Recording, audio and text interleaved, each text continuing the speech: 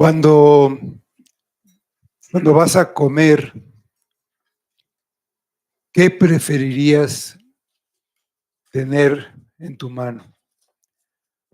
¿Una cuchara o un tenedor? Bueno, pues depende, ¿no? Si voy a comer un consomé, un caldo, pues voy a querer una cuchara, necesito una cuchara. Pero si voy a comer un corte así de grueso, pues es preferible un tenedor, un cuchillo, obviamente. Pero cada cosa fue hecha para algo diferente, para un fin específico. Y la cuchara y el tenedor son en cierta forma muy parecidos, están hechos del mismo material, tienen también casi la misma forma, con pequeñas diferencias. Pero esas diferencias lo hacen todo. Hacen que la cuchara sea útil para comer el caldo, pero para el tenedor es prácticamente imposible, no se puede. Así, también hay diferencias entre el hombre y la mujer. Son muy parecidos, pero hay unas pequeñas diferencias, y esas diferencias hacen la diferencia, ¿no? Es, es muy notable. También cada uno fue hecho para algo específico. Hay cosas que el hombre no puede hacer, y casi no puedo decir que no hay cosas que las mujeres puedan hacer, pero una cosa que un hombre no puede hacer es, por ejemplo, dar a luz un hijo. Eso es imposible para un hombre. Y hay otras diferencias, pero cada uno fue hecho por Dios con un propósito. Y ese propósito se debe cumplir. Vamos a ver en Primera Carta de Timoteo capítulo 2, versículos 8 a 15, algo de estas diferencias.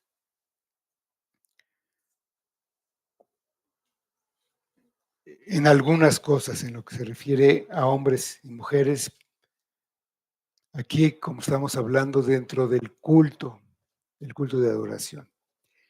Dice así la palabra de Dios, empezando el versículo 8. Quiero, pues, que los hombres oren en todo lugar, levantando manos santas sin ira ni contienda. Asimismo, que las mujeres se atavíen de ropa decorosa, con pudor y modestia, no con peinado ostentoso, ni oro, ni perlas, ni vestidos costosos, sino con buenas obras, como corresponde a mujeres que profesan piedad. La mujer aprende en silencio con toda sujeción, porque no permito a la mujer enseñar ni ejercer dominio sobre el hombre, sino estar en silencio. Porque Adán fue formado primero, después Eva, y Adán no fue engañado, sino que la mujer, siendo engañada, incurrió en transgresión. Pero se salvará engendrando hijos si permaneciere en fe, amor y santificación con modestia. Vamos a orar. Amado Padre, te damos gracias porque tú nos das esta palabra bendita y pedimos que a través de ella nos ilumines, ilumines nuestra mente, pero sobre todo nuestro corazón, y podamos volvernos a ti obedientes. Ayúdanos, Padre, tú sabes nuestra debilidad, sabes nuestra tendencia a desobedecer, nuestra tendencia a rebelarnos contra ti. Por eso necesitamos de esta guía y de esta obra del Espíritu en nuestra mente y corazón. Cámbianos el corazón duro, el corazón de piedra. Danos un corazón obediente, un corazón sensible, un corazón que te pueda amar. Ayúdanos, Padre, obra a través de tu palabra. Danos más de tu Espíritu y que todo sea para tu gloria. Lo pedimos en el nombre de Cristo.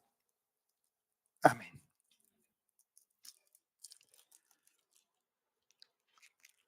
En este capítulo 2 de la epístola a Timoteo, Pablo hace una exhortación a la oración. Es de suprema importancia en la vida personal, en la vida de la iglesia, y tiene que estar presente en la adoración pública. Y debe hacerse por todos los hombres, desde los gobernadores, el emperador en aquella época, el presidente ahora, hacia abajo, hasta los esclavos, ahora no hay esclavos, pero hasta los más humildes habitantes de la tierra.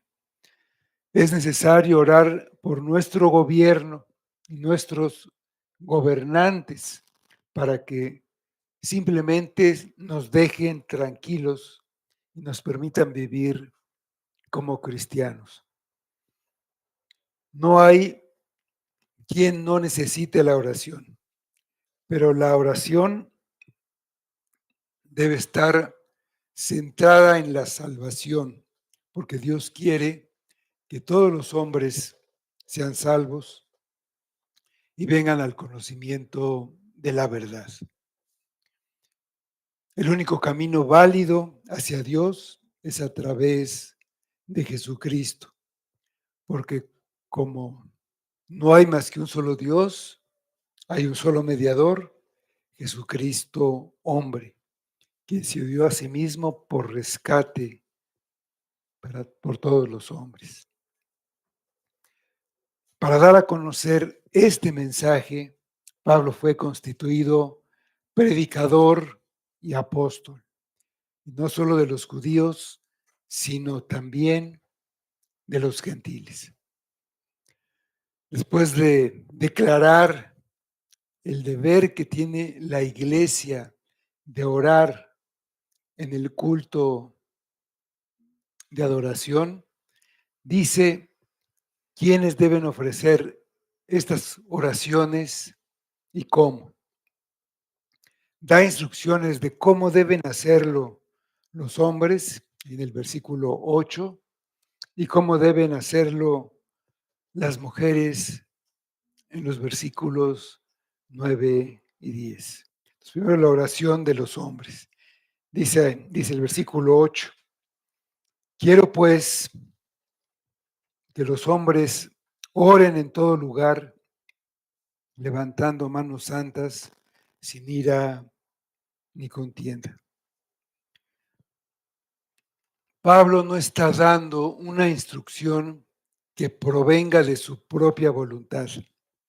Él es un heraldo escogido y enviado por Jesucristo. No es solamente su deseo personal, está hablando como portavoz y está expresando la voluntad de Dios. Al decir quiero, está ejerciendo su autoridad apostólica como apóstol de Jesucristo. Y esto es algo en lo que él ha estado insistiendo a lo largo de la carta.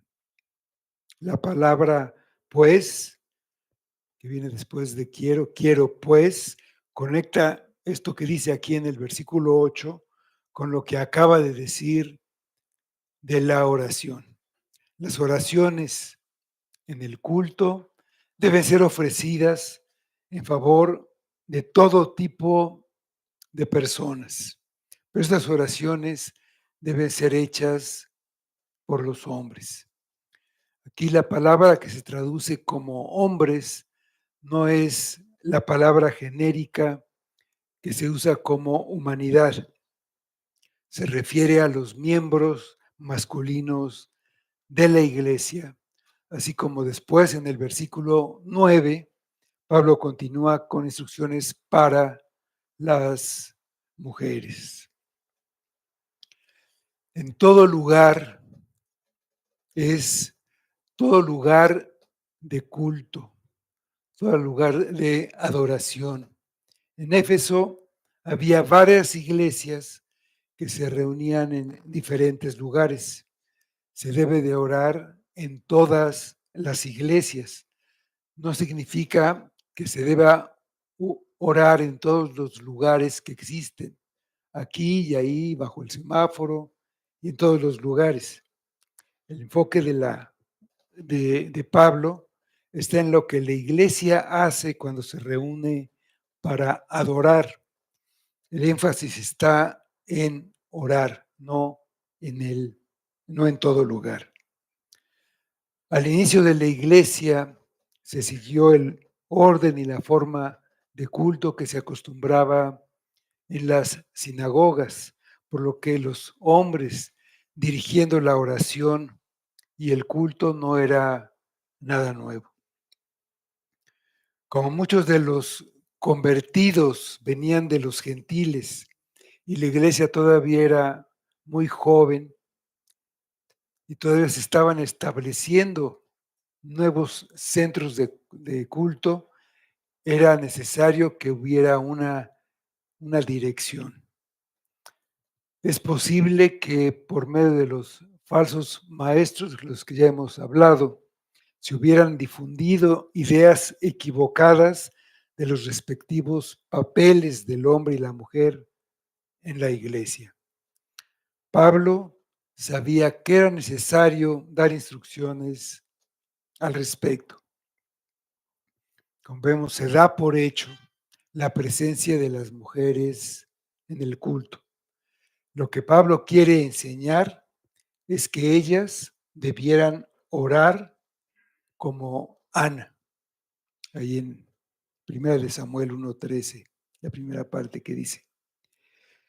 Pero Ana hablaba en su corazón y solamente se movían sus labios y su voz no se oía. Los varones son los que dirigen y guían la oración en el culto. La escritura menciona a mujeres que oran y profetizan.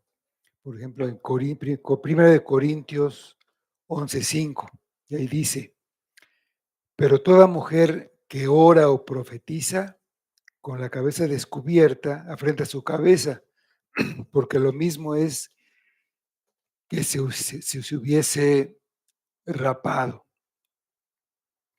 Pero Pablo nos está contradiciendo. En este versículo de Corintios no está hablando del culto de adoración, sino de otros tipos de reunión. Dice que la mujer debe tener una señal de autoridad sobre su cabeza. De lo contrario, afrenta a su cabeza, es decir, afrenta a su marido. En esta misma carta, 3 capítulos después, dice cuál debe ser el comportamiento de las mujeres en la congregación. Ahora sí, ahí refiriéndose al culto de adoración, cuando la iglesia se congrega a adorar. En 1 Corintios 14:34 dice, vuestras mujeres callen en las congregaciones, porque no les es permitido hablar, sino que estén sujetas, como también la ley lo dice.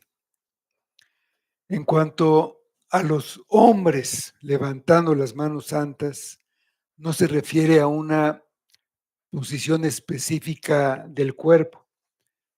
En la escritura se describen diferentes posiciones de las manos, los brazos y el cuerpo.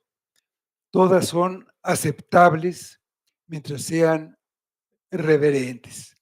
Ahí en la escritura dice que se podía estar de pie, con las manos extendidas o levantadas al cielo, de rodillas o postrado con el rostro a tierra. A veces se describe un cambio de posición, entonces se levantó, se arrodilló y luego alzó las manos, pero no hay ninguna una sola posición, ni ninguna es mejor que otra. Actualmente se acostumbra cerrar los ojos y a veces juntar las manos, poner las manos juntas. Esta manera no aparece en las escrituras, pero puede considerarse correcta. Ayuda al que está orando, evitando distracciones, y él entra en una esfera en la que nadie está cerca sino Dios. Sin embargo, a lo largo de la escritura y también de este pasaje, lo importante no es la postura o la posición de las manos, sino la actitud interna del alma. Las manos que se levantan, dice el pasaje, deben de ser santas, deben ser manos que no estén contaminadas por el pecado. El hombre que acaba de cometer un homicidio, un adulterio o un robo, no puede pensar que sin el perdón y la restitución, cuando es posible, de la falta que cometió, puede ahora levantar las manos en una oración pensando que es agradable a Dios. Cristo dijo que antes de presentar una ofrenda se debía reconciliar con el hermano que tenía algo contra nosotros. Hay que limpiar nuestras manos, pero en el sentido espiritual, antes de orar. Dice Santiago 4:8. Acercaos a Dios y Él se acercará a vosotros. Pecadores, limpiad las manos, y vosotros, los de doble ánimo, purificad vuestros corazones. Además, la oración debe hacerse sin ira ni contienda, con todos los pecados confesados antes de la oración pública, sin enojo en el corazón, ni con un espíritu amargado, sin ninguna contienda o sin ninguna duda, también se traduce, lo que sería orar sin fe. Entonces, las mujeres en la iglesia, versículos 9 y 10. Asimismo, que las mujeres se atavíen de ropa decorosa con pudor y modestia, no con peinado ostentoso, ni oro, ni perlas, ni vestidos costosos, sino con buenas obras, como corresponde a mujeres que profesan piedad. Esa palabra con que empiezan los versículos, asimismo, indica que Pablo sigue hablando de la idea de que los hombres oren en todo lugar, pero aquí se dirige a las mujeres y habla de su comportamiento en el culto y en especial durante la oración. Así como los hombres se deben preparar limpiando su corazón y limpiando su disposición para, ir sin una disposición al mal para ir a la iglesia, de manera que sean capaces de levantar manos santas, así también las mujeres deben dar evidencia del mismo espíritu de santidad y deben mostrarlo cuando todavía están en casa preparándose para ir a adorar a Dios. Se supone que una mujer cristiana se debe vestir con una ropa decorosa siempre, pero sobre todo en las reuniones de adoración. Los hombres deben cuidar la actitud de su mente y cuerpo para que esté de acuerdo a la dignidad del culto. Las mujeres también deben cuidar que su presencia en la congregación no parezca incongruente. Deben presentarse con una vestimenta adecuada y con un comportamiento adecuado.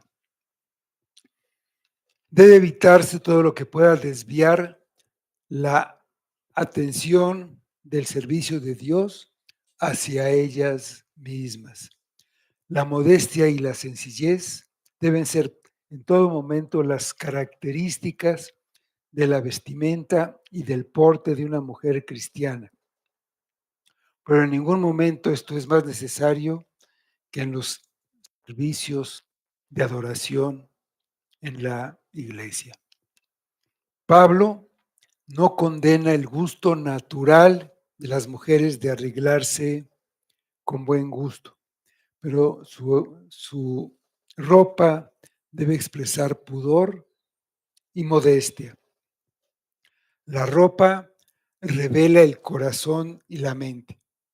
Los creyentes deben vestirse correctamente, no solo en la iglesia, sino en todo lugar, y lo deben hacer porque son cristianos. Los adornos excesivos están fuera de lugar en todo momento, pero en el culto pueden ser ofensivos. Es una contradicción con la profesión de humildad que implica participar en el culto. La sobriedad natural es el adorno más hermoso y mejor protección de la mujer. Además,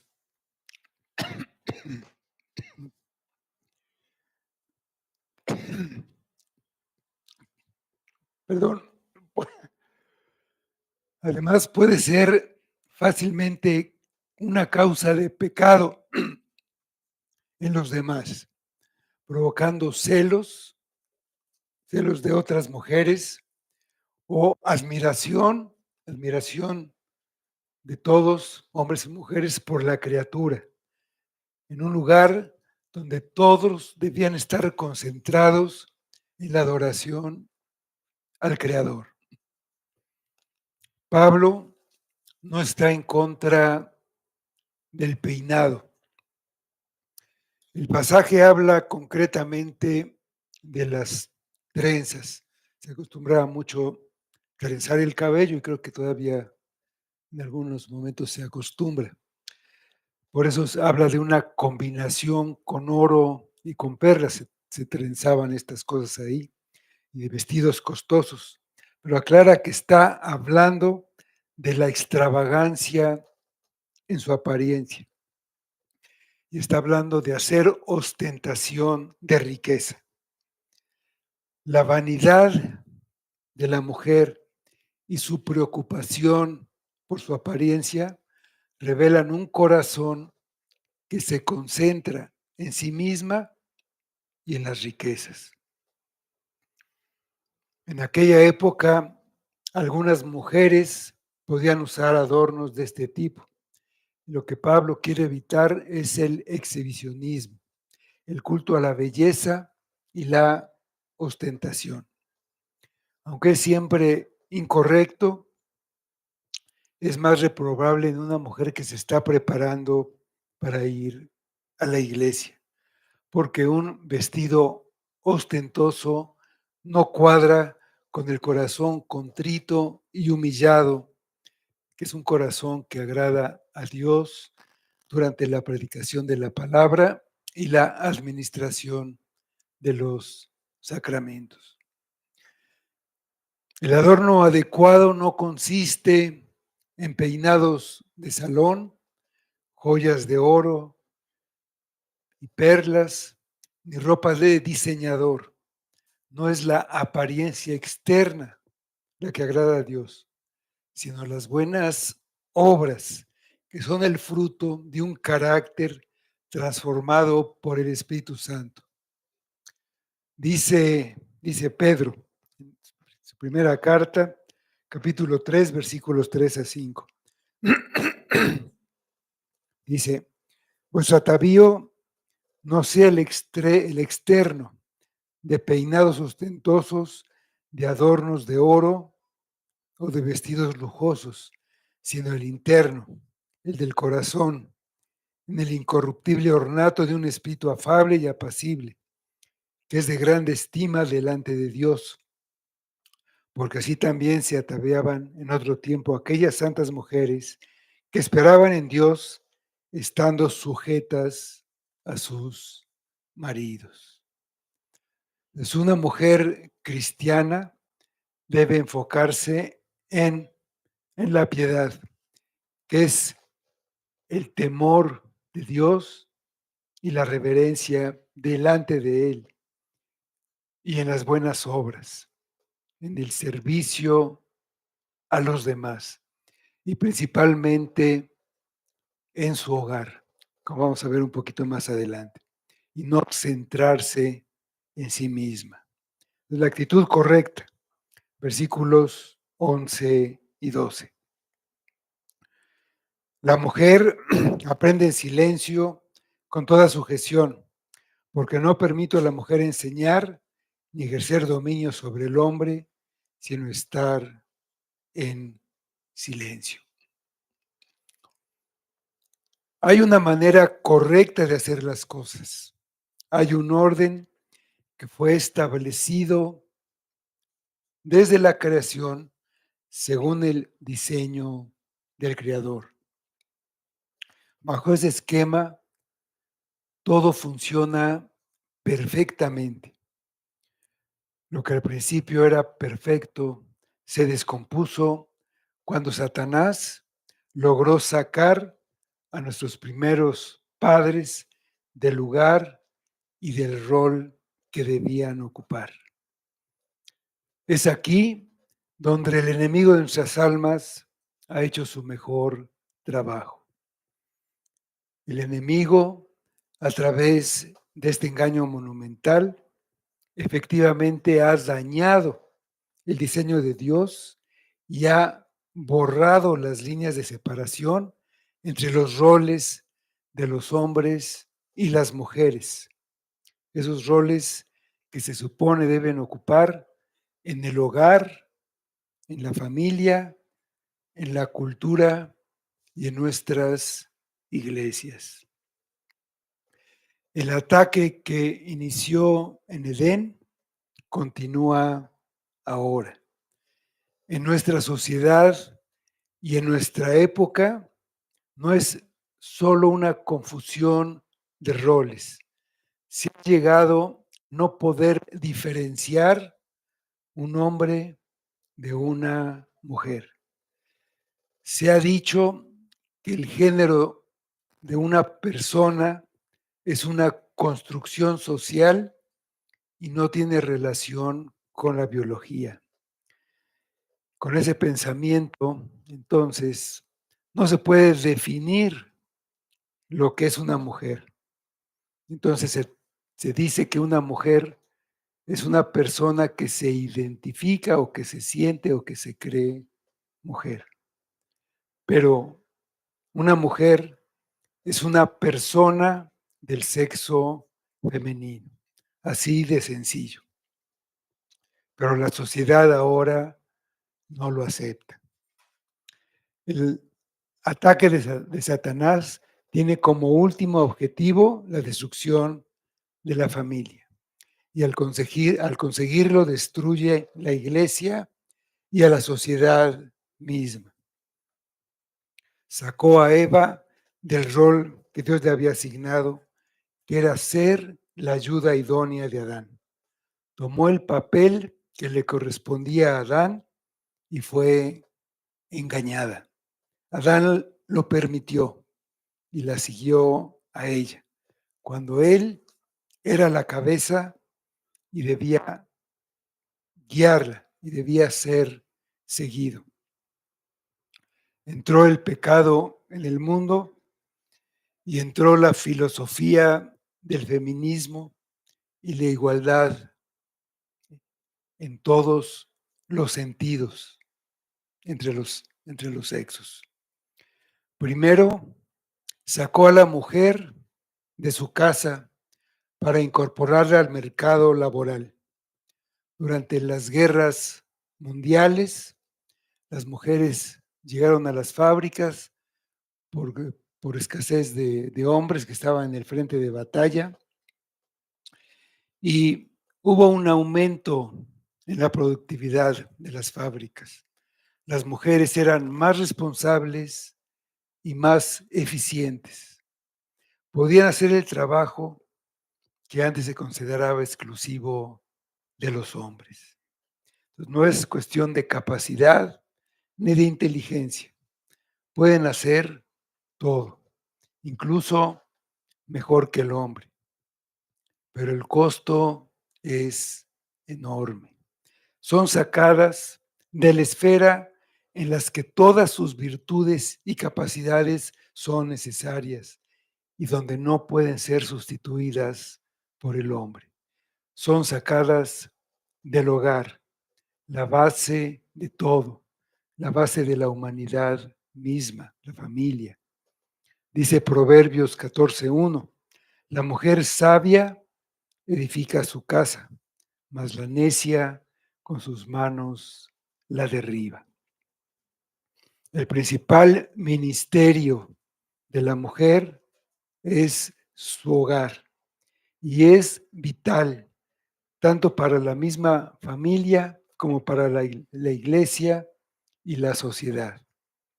Se necesita una mujer virtuosa para hacer marchar una casa en orden, con pulcritud, con hijos bien educados y disciplinados.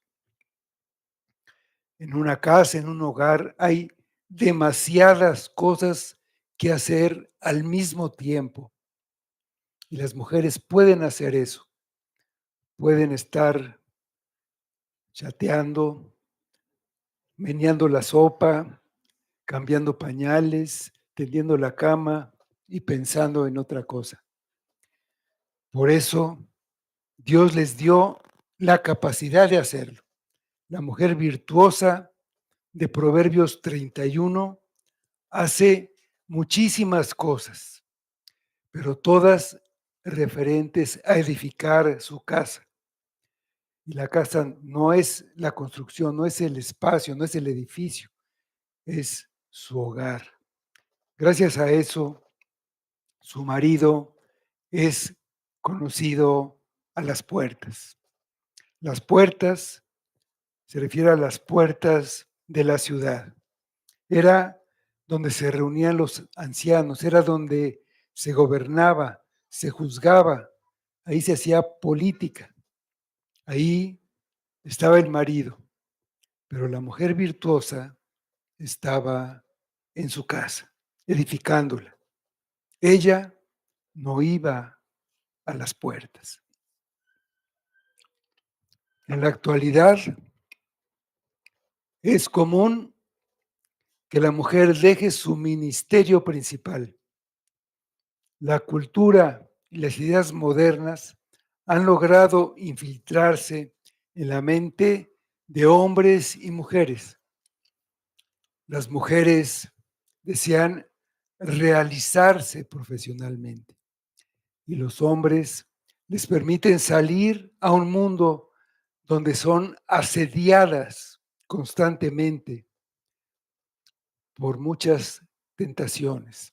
Son asediadas por otros hombres. Están expuestas a tentaciones a las que no deberían estar expuestas.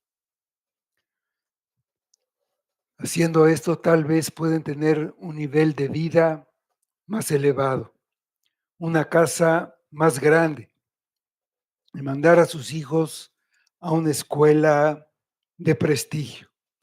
Pero su ministerio principal, su hogar, sus hijos, si los tienen, inevitablemente son descuidados. Su educación es dejada en manos de otras personas y son influenciados por las creencias de esas personas. Absorben, por lo tanto, ideas mundanas y no las de su familia, y así son encaminados un poquito más hacia el infierno. Dice Pablo, la mujer aprende en silencio con toda sujeción, porque no permito a la mujer enseñar ni ejercer dominio sobre el hombre, sino estar en silencio. A la iglesia también llegan las ideas del mundo. Y así hay iglesias en las que hay mujeres pastoras. Pueden predicar bien y pueden decir cosas correctas. El problema es que lo que hacen está en contra de la palabra de Dios. Lo que hacen es una desobediencia a la palabra de Dios. No se trata de capacidad. El mandato es una realidad. Este mandato de Pablo es en realidad una muestra de comprensión hacia la mujer. Pablo le quiere evitar llevar la carga, una carga que no puede llevar. No quiere que la mujer entre en una esfera de actividades para la que no está capacitada por la razón de cómo fue creada. Un pez no puede vivir sobre la tierra, como tampoco un ave puede vivir bajo el agua. No fueron creados para eso, no fueron creados para poder hacerlo así. Tienen otras capacidades. Cada uno fue creado diferente, para algo diferente. Nos manda que la mujer no quiere ejercer autoridad sobre el hombre, enseñándole en la iglesia.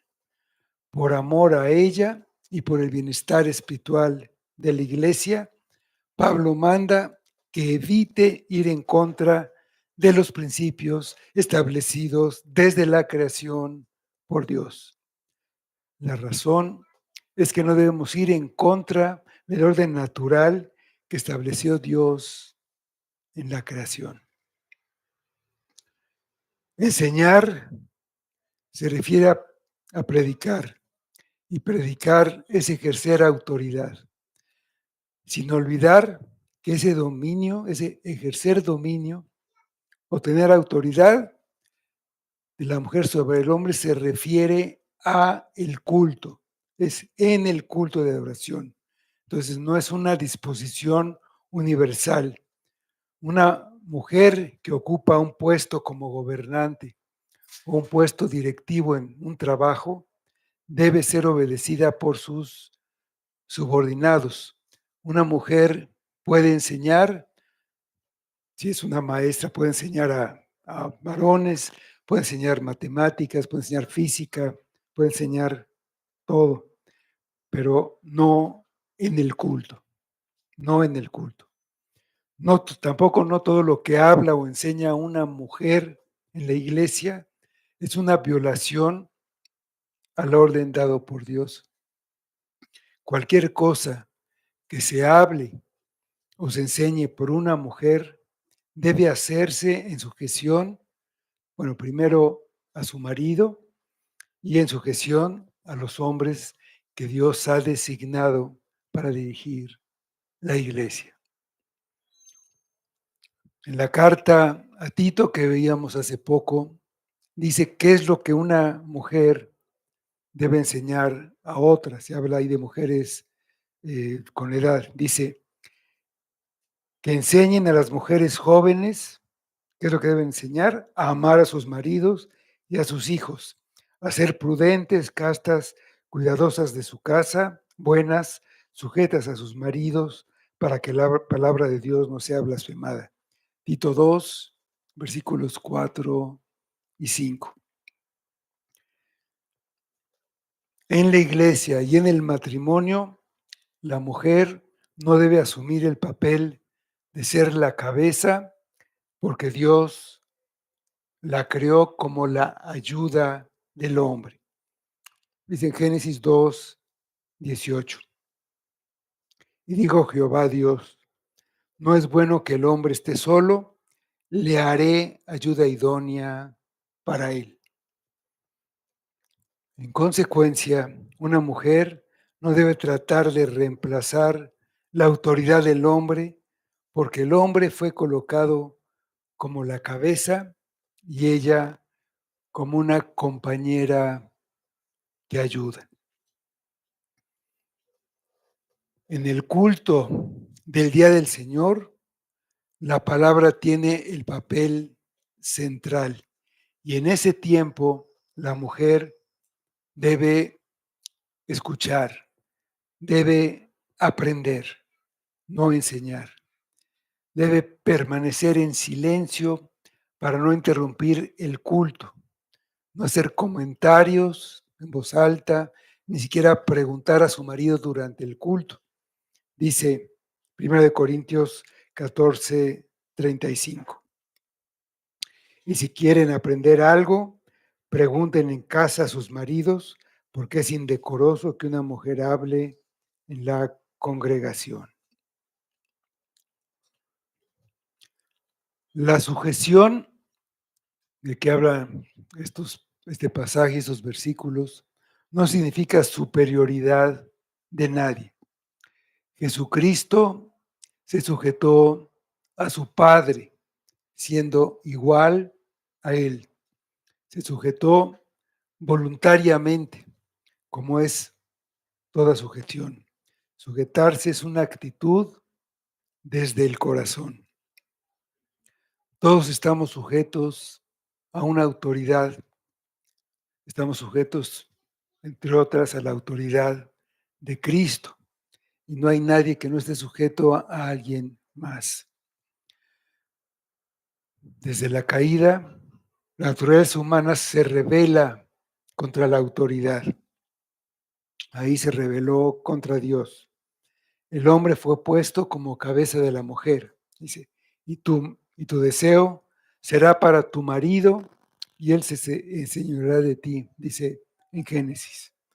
Y hay una tendencia a no querer sujetarse, pero someterse a la autoridad que Dios ha puesto sobre nosotros es sujetarse a Dios, es someterse a la autoridad de Dios.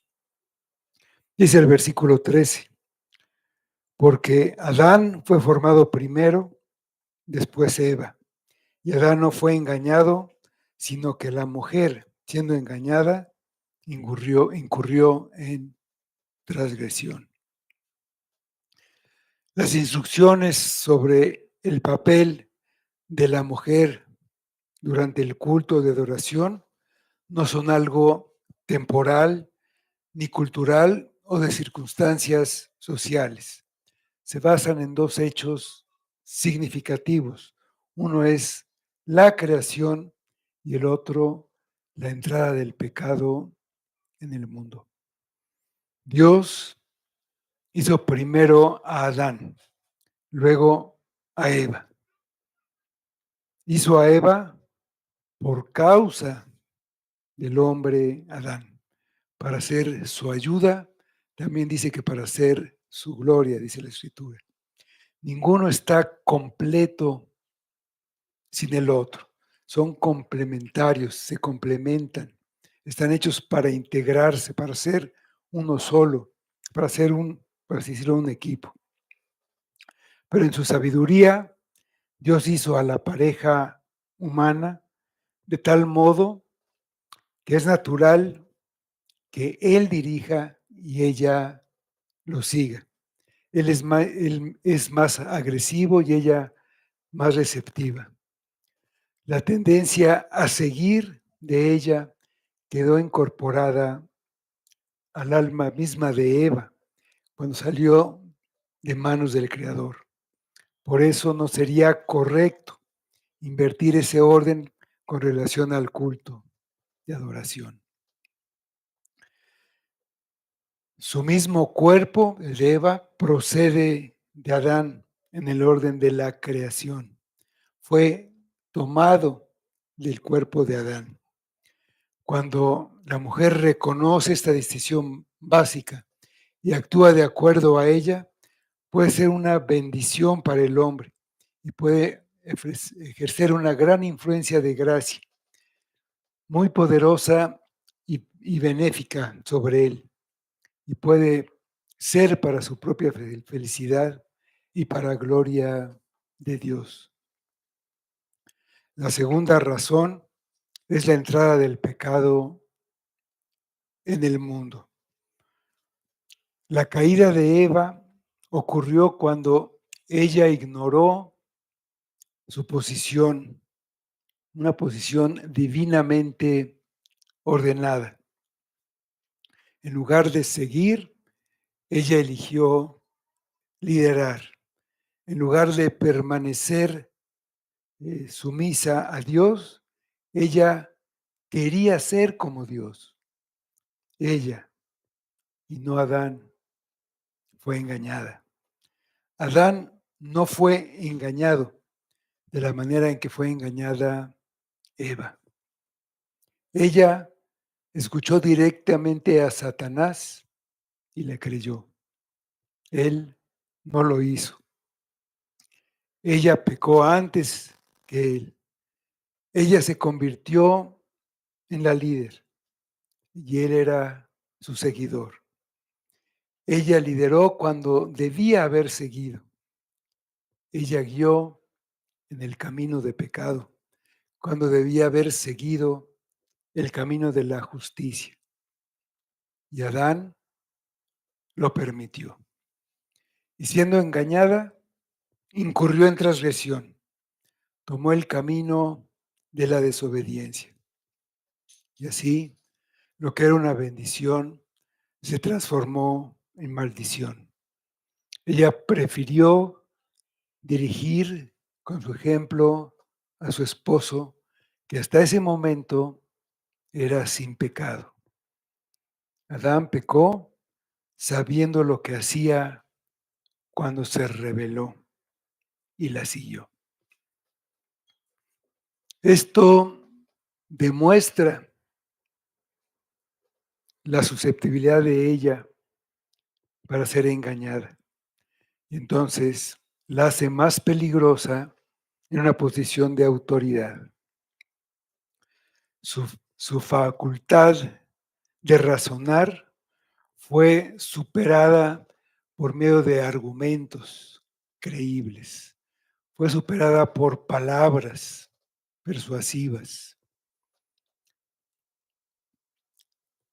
Fue dominada por su naturaleza, una naturaleza dominada por la emoción más que por la reflexión. El engaño fue contra Eva. Ella confesó, la serpiente me engañó. La mujer es seducida por las palabras. Así actúa un seductor. Te dice, por ejemplo, que bueno, un carita, un hombre guapo, tiene posibilidades, pero luego cartera mata carita, pero verbo mata todo. ¿Sí?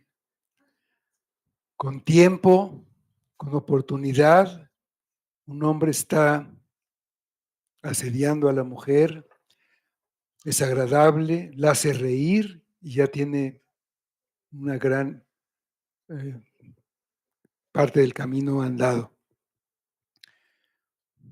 Esto, por ejemplo, lo saben los vendedores de aspiradoras y de baterías de cocina con nanopartículas de acero quirúrgico. Y entonces llegan a la casa en la mañana, cuando el esposo no está, y empiezan a hablar, son simpáticos, dicen chistes, la mujer se ríe, van convenciendo y la convencen. Pero si está el esposo no compra nada. Eso fue lo que ocurrió. Esa es parte de la naturaleza y el porqué de este mandato en las Escrituras. Dice el versículo 15, pero se salvará engendrando hijos, si permaneciera en fe, amor y santificación con modestia. La maldición se convierte en una condición favorable para su salvación, hablando de la mujer, si cumple con hacer y sufrir la parte que Dios le ha asignado. Hubo una parte de sufrir porque en la maldición vino este sufrimiento que viene por tener hijos. Tener hijos, ese es lo que Dios le ha asignado. Tener hijos, crear hijos y sus deberes del hogar. Tener su hogar en orden, pulcro, presentable. Esa es su esfera, a diferencia de la enseñanza pública, que no es de ella, sino del hombre. Bueno, esto principalmente para las mujeres casadas. Dice Pablo a Timoteo, un poco más adelante, respecto a este papel de las mujeres. En 1 Timoteo 5:14, hablando de mujeres, también dice, quiero pues que las viudas jóvenes se casen, críen hijos, gobiernen su casa, que no den al adversario ninguna ocasión de maledicencia. Esta, esta esfera del hogar normalmente no está al servicio activo para hacer avanzar el reino de Dios. Estar en esta posición de primer plano activo para eso, contradice la posición que Dios le asignó. Ella será salva en los mismos términos que todos los demás, por la fe y produciendo frutos de vida. Pero este papel, tomando este papel, no es compatible, por ejemplo, no es compatible para un misionero, para un pastor, tener una esposa ejecutiva, presidenta de compañías, triunfadora. Simplemente no es compatible. Su esposa no está en casa, no está sujeta a él. Fe dentro de una vida santa y coherente. Es lo que en lo que las mujeres piadosas deben sobresalir para que se puedan diferenciar de las mujeres impías. La mujer es bendecida como madre cuando se preocupa por la buena crianza de sus hijos y por tener su casa, su hogar en orden. El diablo nos engaña, el mundo nos engaña, el pecado nos engaña,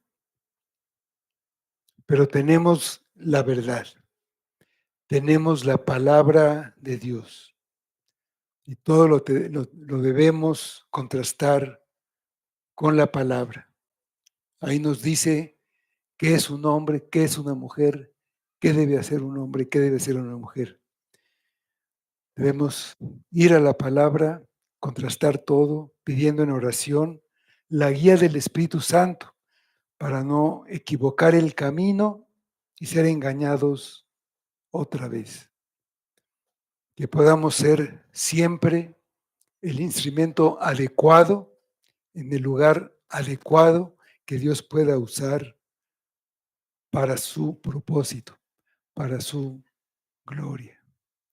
Como, como vulgarmente se dice, zapatero a tus zapatos, o cada, cada chango a su mecate, no a otro lugar donde no debe estar.